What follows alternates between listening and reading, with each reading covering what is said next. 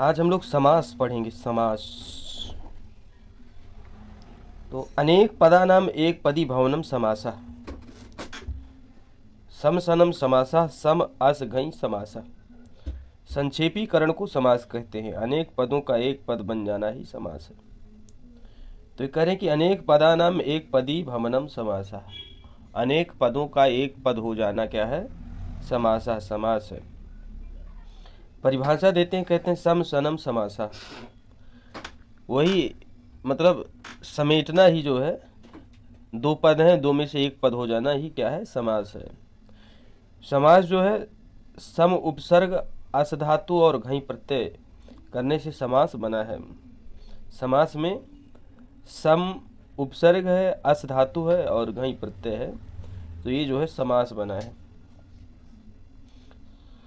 संक्षेपीकरण को समास कहते हैं। क्या कहते हैं? संक्षेपीकरण को समास कहते हैं। अनेक पदों का एक पद बन जाना ही समास है। तो वही निष्कर्ष निकला कि अनेक पद जो है मिल करके एक पद हो जाते हैं, तो उसी को क्या कहा जाता है? समास कहते हैं।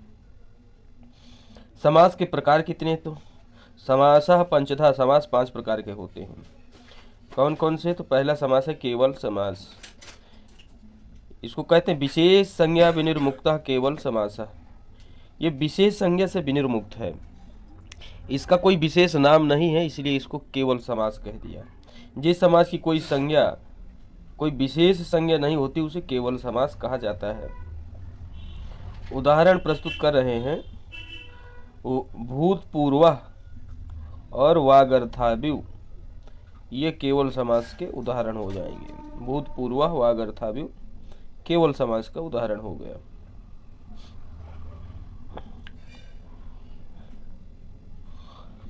दूसरा समास है अव्ययी भाव समास।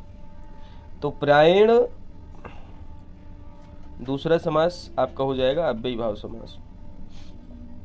तो कहते हैं कि प्रायण पूर्व पदार्थ प्रधानो अव्ययी भाव।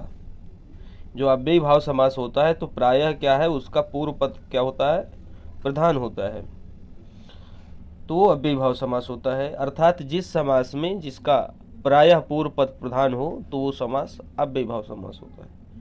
इस समास में प्रायः पूर्व पद प्रधान होता है। समास होने के बाद संपूर्ण पद अव्यय बन जाता है, इसलिए इस समास को अव्ययी भाव समास कहते हैं। कहते हैं कि पूर्व पद तो प्रधान होता ही है, लेकिन जब समास हो जाता है तो पूरा का पूरा पद अव्यय बन जाता है, जो समस्त पद है। और जब अव्यय बन जाएगा तो उसका रूप फिर संचालित नहीं होगा।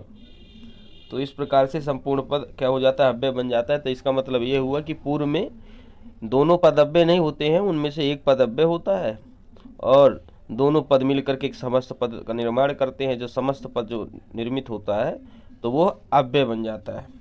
उदाहरण देखते हैं। उपकृष्णम आधिगोपम यथाशक्ति। तो ये उपकृष्णम, इसमें अव्यय उप लगा हुआ है, कृष्ण के साथ समास हुआ तो उपकृष्णम बना, और ये अव्यय हो गया अधिगोपम। इसी प्रकार से यथाशक्ति, तो अव्ययी भाव के उदाहरण हो गए। अगला है तत्पुरुष समास। समास नंबर तीसरा। यहाँ पर आपसे कहते कि समासा पंचधा 5 समास बताए थे, तो तीसरा समास है तत्पुरुष समास। कहते प्रायणोत्तर पदार्थ प्रधानस तत्पुरुष। ये तत्पुरुष समास वहाँ पर होता है जहाँ पर प्रायः उत्तर पद प्रधान होता है। अव्ययी भाव में पूर्व पद प्रधान था। समास में दो पद होते हैं, पूर्व पद उत्तर पद, दोनों मिलकर के नया पद बनाते हैं समस्त पद। तो जैसे यहाँ पर उपकृष्णम है तो उप हो गया पूर्व पद, कृष्णम हो गया उत्तर पद, दोनों मिल गए तो उपकृष्णम बन गया, ये हो गया समस्त पद। तो यही कह रहे हैं कि यहाँ पर जो उप था तो इसकी प्रधानता थी, अव्ययी भाव समास था, पूर्व पद की प्रधानता थी। और यहाँ उदाहरण दे रहे हैं राजपुरुषः। तो राजपुरुषः में पूर्व पद राज है, उत्तर पद पुरुषः है।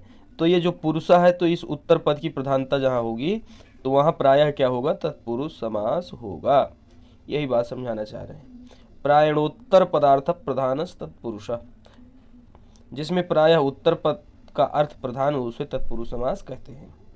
राजपुरुषः, राजा का पुरुष, कृष्णाश्रिता चोर भयम आदि, ये सब जो है तत्पुरुष समास के क्या हो जाएंगे? उदाहरण हो जाएंगे। तत्पुरुष भेदः कर्मधारय। तत्पुरुष का भेद क्या है? कर्मधारय है। तत्पुरुष का भेद जो है कर्मधारय है, बता रहे हैं। उदाहरण कृष्ण सर्पः नीलोत्पलम आदि। तो कृष्ण सर्पः नीलोत्पलम ये कर्मधारय का उदाहरण है, और कर्मधारय क्या है? तत्पुरुष का भेद है। आगे देखते हैं।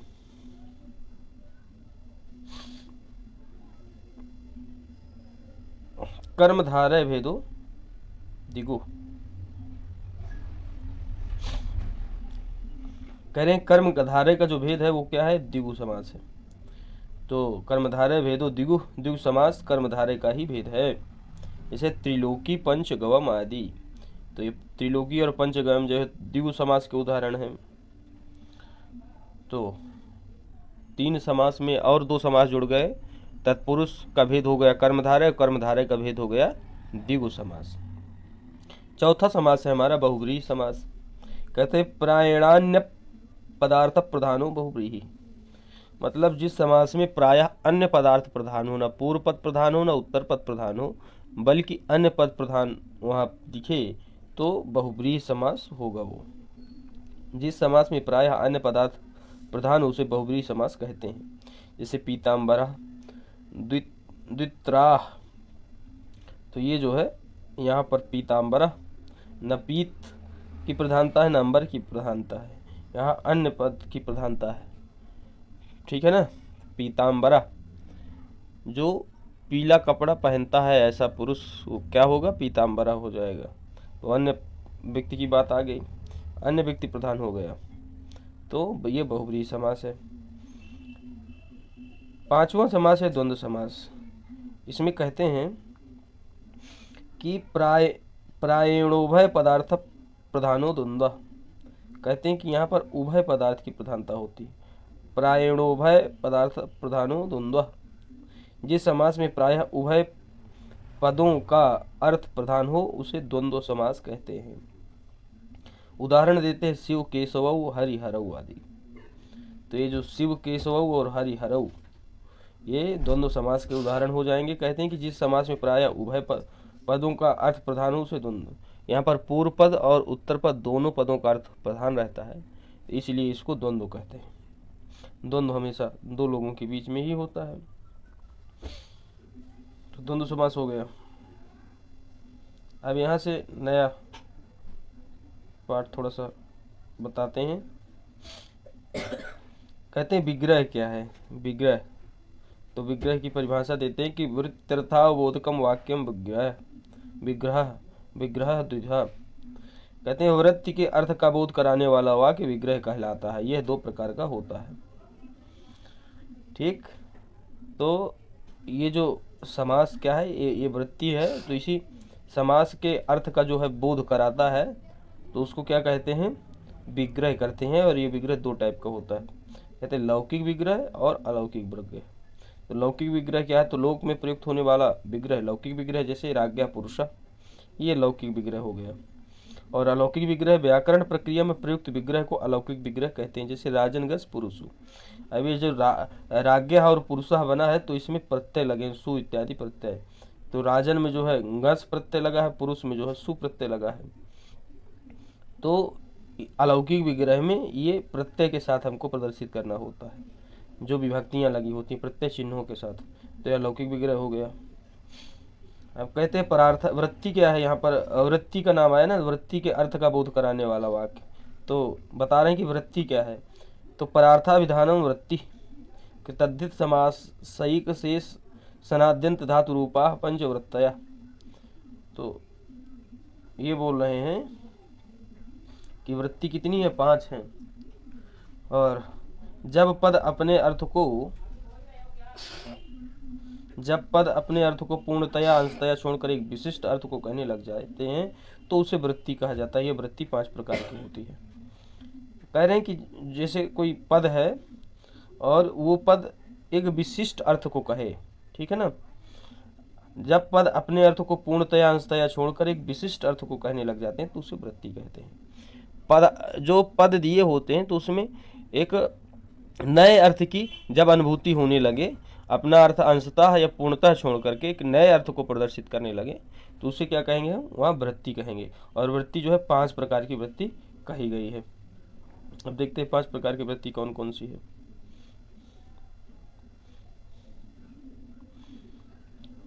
पहली वृत्ति है कृदंत वृत्ति, दूसरी है तद्धित वृत्ति, तीसरी है समास वृत्ति, चौथी है एक शेष वृत्ति और पांचवी है सनाद्यंत धातु वृत्ति।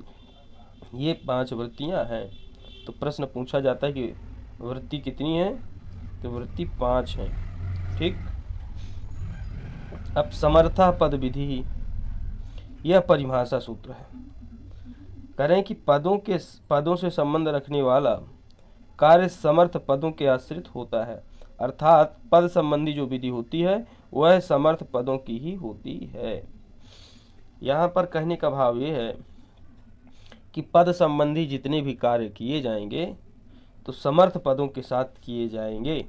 समर्थ पद का मतलब ही यही हुआ कि वो अर्थवान हो, उनका जो है अपना एक अस्तित्व हो, तो उन्हीं शब्दों के साथ जो है ये विधि होगी, पद विधि। आगे देखते हैं। प्राग कडारात समासा, यह एक अधिकार सूत्र है। कडाराह कर्मधारय सूत्र के पूर्व तक समास पद का अधिकार चलता है। ये प्राग कडारात समासा कहता है कि कडाराह कर्मधारय इस सूत्र के पूर्व तक किसका अधिकार चलेगा, समास का चलेगा। अष्टाध्यायी में सब का अधिकार चलता है प्रकरणों के आधार पर। तो ये जैसे समास प्रकरण है तो इसका अधिकार कहाँ से चलेगा, प्राग कडारा समासा सूत्र से लेकर कडारा कर्मधारय इस सूत्र के पहले तक चलेगा। इसका ये अधिकार सूत्र है समास का। सह सुपा, सुबंत का समर्थ सुबंत के साथ समास होता है। इसमें समास की अनुवृत्ति आती है, ये विधि सूत्र है। ये सह सुपा कहता है कि सुबंत का समर्थ सुबंत के साथ समास हो। समास ऐसा नहीं कि किसी के साथ हो जाए, सुबंत का हो और समर्थ सुबंत के साथ ही हो। सुबंत का समर्थ सुबंत के साथ ही समास होना चाहिए। इसमें समास की अनुवृत्ति आती है। ये जो सह सुपा है तो कैसा सूत्र है, ये विधि सूत्र है। समास प्रक्रिया के महत्वपूर्ण तत्व को देखिए आप। तो समास सदैव समर्थ अर्थात परस्पर आकांक्षा वाले पदों में ही होता है। समास ऐसा नहीं है कि एक दूसरे पदों में जो है आकांक्षा नहीं है और उसमें समास हो जाए। एक दूसरे की आकांक्षा रहेगी, एक दूसरे की जरूरत लगेगी, तब वहाँ पर क्या होगा, समास होगा। समास में लौकिक और अलौकिक 2 प्रकार के विग्रह होते हैं और अलौकिक विग्रह में ही समास करने वाला सूत्र लगता है। जैसे अभी पूर्व में हमने बताया कि समास में 2 विग्रह होते हैं, एक लौकिक एक अलौकिक। तो अलौकिक में सु इत्यादि विभक्तियाँ लगती हैं, उसमें प्रत्यय लगते हैं। तो उन्हीं प्रत्यय को जिसमें लगाते हैं तो उन्हीं प्रत्ययों के साथ ही क्या होगा, समास लगने वाला सूत्र लगेगा। समास करने के लिए किसी सूत्र या वार्तिक की प्रवृत्ति होती है। जब हम समास करते हैं तो कोई सूत्र लगाते हैं या वार्तिक लगाते हैं। समास करने के बाद संपूर्ण समुदाय की कृतधित समासास से प्रातिपदिक संज्ञा होती है। जब समास कर लेते हैं जो समस्त पद बनता है तो कृतधित समासास इस सूत्र से उसकी प्रातिपदिक संज्ञा करते हैं और सु इत्यादि प्रत्यय बना करके लगा के हम प्रयोग में उसको लाते हैं। क्योंकि सु इत्यादि प्रत्यय नहीं लगेंगे तो प्रयोग में उसको नहीं ला सकते। कहा गया अपदम न प्रयुंजित। अब यहाँ से शुरू होता है प्रकरण केवल समासा। तो इसको नए पाठ में करेंगे। अस्तु।